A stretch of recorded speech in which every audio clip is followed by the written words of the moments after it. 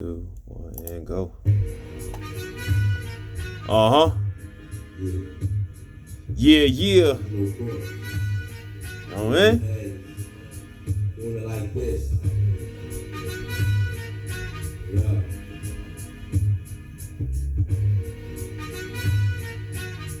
You heard? All right. Hey, look, beat you here right now. It's I Got You Open. All right, by Black Moon. Black Moon. You know what I mean? All right, very funky beat, man. Duck Down Productions. All right, it's like 96, something like that. 94, really. 94. All right. Very funky beat. 3, 2, 1, and go. All right. Hey, look. Again, another day, another news topic. All right. I'm here to give you what's real. 3 subjects here: political, social, science. Political, social. What was that? 2, 3.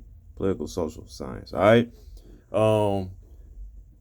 I.S.C.S.D.R. Independent Sovereign City State Democrat Republic here. Okay. Independent, sovereign, somewhat of a city state, a democracy, and a republic at the same time. All right. Just to show you what the political jargon is. All right. So look, I don't play games here. I'm just giving you what's real. Okay. To better yourself and the people that's around you, your city state, your republic. Make sense? All right. Very interesting stuff today, honestly. Very interesting stuff. And I think I'm going to, even though I don't like politics, I'm going to start you off with a little bit of a political document here. All right. So it says here, Arizona Republican lawmakers join the GOP efforts to target voting with nearly 24 restrictive voting measures. All right. What happens is basically after former President Trump said what he said with voting fraud, and all the nonsense or whatever. He's claiming that red states are Republican states are turning Democratic. People are ganging up against him. There's miscounts. There's too many ballots that were not counted on such and such and whatever. All right. And they chose to impeach this man, and he got off from impeachment. All right, he did not get impeached, and they chose to pressure some leaders in states, Georgia leaders, to change the voting around, to recount and actually give him more votes that weren't really there. Okay. But what this has done for the Republicans is give them a base platform, because the Republican Party, if you don't know, the Republican Party is very, politics in general, is very xenophobic, Eurocentric, fear mongering, war mongering. Basically, there are people that are in politics and that have gained their political power just by creating a debate, just by creating issues, all right, and converting people on those issues. So, for example, if I think that the state of Jersey is filled with, this is very false, but it's filled with lazy Mexicans or entitled Asians, whatever it is, all right, is filled with lazy Mexican people, I can enter in said party, Democratic or Republic, most likely Republican Party, and tell them, hey, look, Jersey's got lazy Mexican people. All right, we need to do something about it. It's creating a detriment to the economy. And I will effectively move up the ladder and eventually get to a point where I could become president just off of that basis of me talking about how lazy Mexican people are. Not about the environment, not about not about health issues, like real data on health issues and real data on environmental issues and even economic issues, where I'm saying that we need to up the GDP of up the gross domestic product, the monies of the U.S. Okay, not even that. Just off of fear mongering, just off of prejudice. All right, racism, um, hate speech. Does that make sense? All right, the Republican Party is known for that. All right. And I don't want to say the party itself because there's been a flip flop in history where black people have gone Republican or minorities have gone Republican, minorities have gone Democratic. But that flip flop has happened with a certain style of people, all right, that run these parties. The Democratic Party is not um, after Civil War, after the freedom of slaves, is not necessarily known for being how am I gonna put it? For being a closed off party. All right, for being exclusive is what I want to call it. They're not known for being exclusive. The Republican Party is known after Civil War, after black people freed, after black people got a chance to vote and actually be counted. After that bill is passed, like I forgot when. After that was passed, that law was passed. Republican Party got very exclusive. They will only invite people in, um, minorities in, to play a certain part, not a position of power, but to play a position of remedial lobbying, whatever it is. All right, just not a position that actually counted. Democratic Party is different. Okay, so anyway, I got off track there a little bit, but actually I didn't. To my point on that, to my point in saying that the Republican Party is exclusive, it is also counting and saying that they want their votes to be exclusive, meaning that if we are an all-white party, why do we have an all-white, mostly populated white states turning blue? All right, I'm a Republican Party. I want all my my white people to vote for us here. Okay, and yet the white states, the majority of white states, have turned blue now. And they figure it is a miscount. They can't believe it. Instead of just figuring that y'all ideals are fucked up and y'all need to are messed up and y'all need to change your ideals and stop spreading hate speech, which is the history of the people that are in that party that have, even if you switch from Democrat to Republic, that's a history of people that are in that party. Hate speech. Okay? And they can't believe that other white people don't want to have the same hate speech or are not influenced by the blue side of the party. All right. So what they're doing is they're putting in laws to say, hey, look, man, you're not going to be voting early. We're not going to take absentee ballots.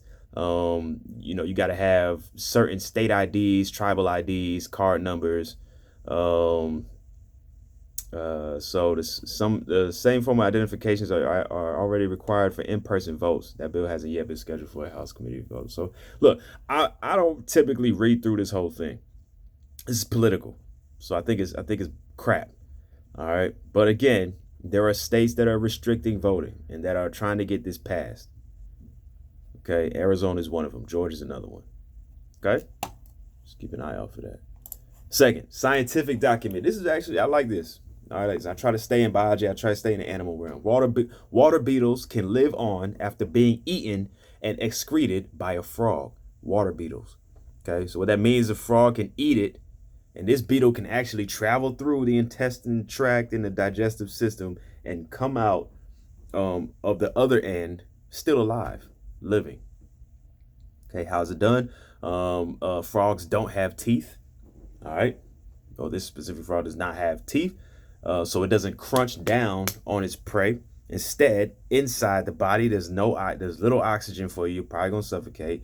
There's also acids and everything there that's meant to punish whatever's in there and break it down. But the water beetle specifically, has such a hard casing, has such a water specific casing that those acids and those liquids just slide right off of it. It can essentially swim through the tract of this frog. All right. That's pretty, and likewise it's a water beetle, so it doesn't need much oxygen to get that done. Now, what's important that these things are doing it within like 6 hours. One is done in 6 minutes. All right. So again, while the amphibians lack teeth that could kill prey with a crunch, a trip through the acidic, oxygen-poor digestive system should be sufficient to neutralize an insect. But again, this black beetle is shiny. It's slick. All right. And what it does is it uses its um, little hands here, or legs. All right. Uses those, and it swims through the slime and the mush. Okay. What happens with other insects that's not like this is they tend to get stuck. All right. That slime sticks them in there. They suffocate. They die. The acid then eats it away a lot quicker, and they can digest properly. All right. Um, it's an anti-predator defense. Last, social document. Mexico's move to greenlight marijuana may pressure Biden. All right. This is very important.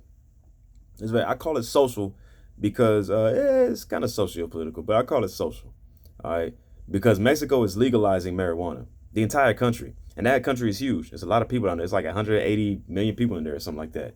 All right. That'll be like the second, let's say, the second largest country to 130 million. Sorry, second largest country to legalize cannabis. All right. And why this is important for us is because America's in the middle. You got Mexico here and Canada here. America's directly in the middle, and we have yet to legalize it. We have yet to legalize it. All right. Now, is that a power thing? Is it saying like, look, I'm America, and if um, I would prefer not to legalize it, because if I do, I don't know. If I do legalize marijuana, then we'll lose out on money. I would assume, maybe, but I mean they could up the price of it. You see what I'm saying? And just demand like that. But again, if you got two countries above and below you, just because you up the price, well, you can up the price of exports and imports too. If you want to get it imported from Canada, it's gonna be extra. I really don't get it. I really don't get it. You got Canada and Mexico who have done it. Maybe we're holding out for something. There's probably not enough farms. I don't know. I really don't understand it. But just to let you know what's coming. All right. Uruguay has already legalized it.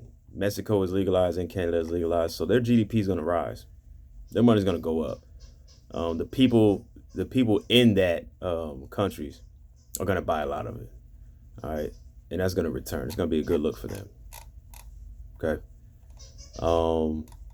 Pretty straightforward today, but I'm gonna recall and go back and let you know what's going on. So one, Arizona at the center of voting rights restrictions. All right, this is purely Republican nonsense. All right, you don't see Democrats doing this when they lose. You know what I'm saying. You don't see the independent parties doing this when they lose. Yes, there are. The voting system is a little janky. All right, but you're gonna have a Republican one party fix it, as opposed to two parties coming together to do something.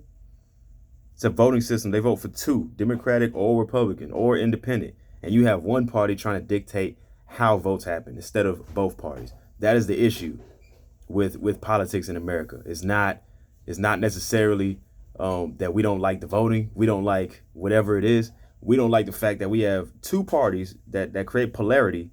You either go Democratic or go Republican, and they can't even work together. You see what I'm saying? And these people are both in office at the same time. We're in the same building, and you can't make a united decision on anything. It's an issue. Okay. Two, water beetles can live past being swallowed. Yeah, these frogs are still trying to eat them. All right. They probably get a 20% chance that you will out of 30 beetles, there's probably a 20% chance that you will obtain those beetles without them going through and leaving. All right, it's not a high percentage, and yet they still eat them. All right. The point I'm making here is that there is an anti-predator defense that are in these beetles. All right. And if you know anything about people, we study things, right? We study animals and all these other things, but we do it mostly. We do it for the anthropogenic purposes, meaning I study an animal because I want to harbor whatever that animal has. I want to have that as well. So if you're saying that I can be swallowed by whatever, and I could go through and swallow the whole by whatever and go through and still live, I want to be able to do what that beetle does.